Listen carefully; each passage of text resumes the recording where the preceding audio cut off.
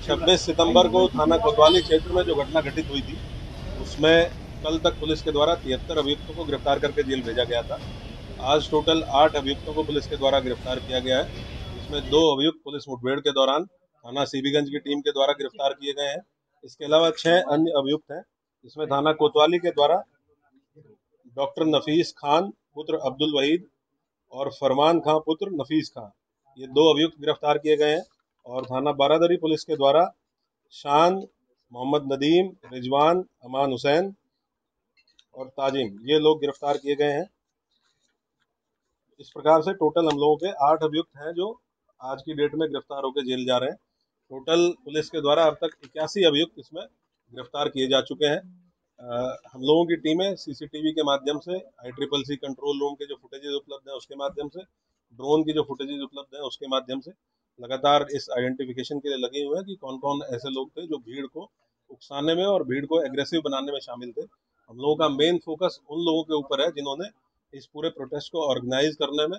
और जो वहाँ पे भीड़ एकत्र हुई उसको एग्रेसिव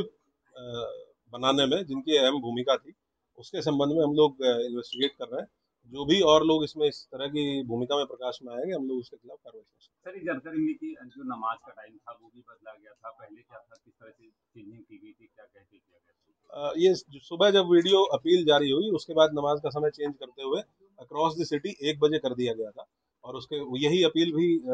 अलग अलग व्हाट्सएप ग्रुप्स के माध्यम से की गई थी। 1 बजे के बाद नमाज पढ़ने के बाद लोग 2:30 बजे नौमेला मस्जिद पे इकट्ठा हो और वहाँ से इस्लामिया ग्राउंड कूच किया जाएगा, जो कि जो मैंने पहले भी बताया आपको कि एक सिंगल पॉइंट था इस्लामिया ग्राउंड, जहाँ पहुँचने के लिए लोगों के द्वारा अपील की गई।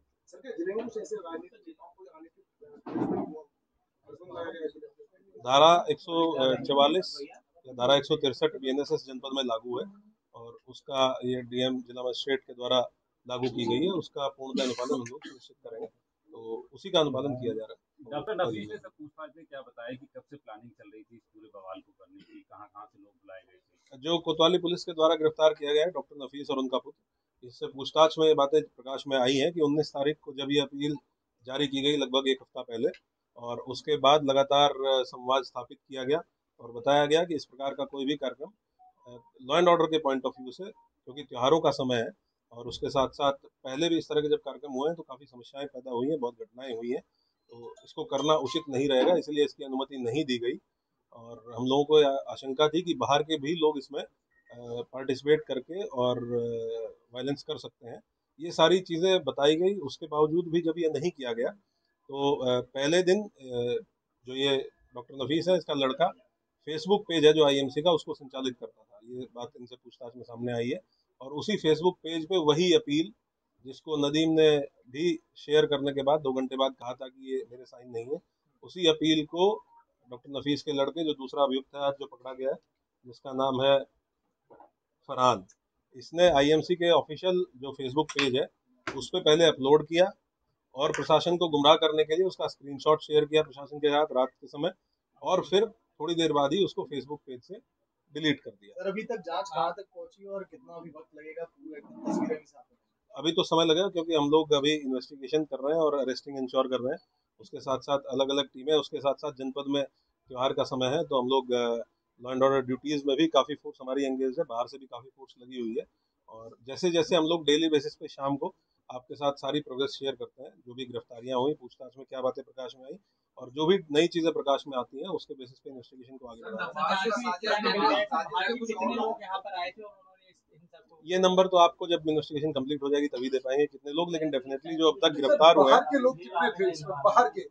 अभी तक हम लोगों ने जो आज भी 2 व्यक्ति पुलिस मुठभेड़ में पकड़े गए हैं वो जनपद शाहजहाँपुर के रहने वाले थे, जिसमें पूछताछ में पता चला है कि नदीम खान जो जेल गया है, जो जनपद शाहजहाँपुर का रहने वाला है, उसके द्वारा इनसे संपर्क स्थापित किया गया था। और बाकी भी हम लोग पता कर रहे हैं, हम लोग सर्विलांस के माध्यम से भी। तो पश्चिम बंगाल और बिहार के कितने लोग हैं? जो लोग जेल गए हैं उसमें से कुछ लोग पश्चिम बंगाल और बिहार के रहने वाले हैं, समझते 3 लोग ऐसे हैं जो अन्य प्रदेशों के रहने वाले हैं। तो हम लोग ये अभी और इसको सर्विलांस के माध्यम से भी तस्दीक कर रहे हैं कि कौन कौन लोग थे। ये भी देखना इंपॉर्टेंट है कि जो लोग वहाँ के रहने वाले हैं वो यहाँ कितने समय से थे, तो हम लोग उस पर भी इन्वेस्टिगेशन कर रहे हैं कि क्या ये कुछ समय पहले आए थे या लंबे समय से यहाँ थे। जैसे चीज़ें क्लियर होंगी हम लोग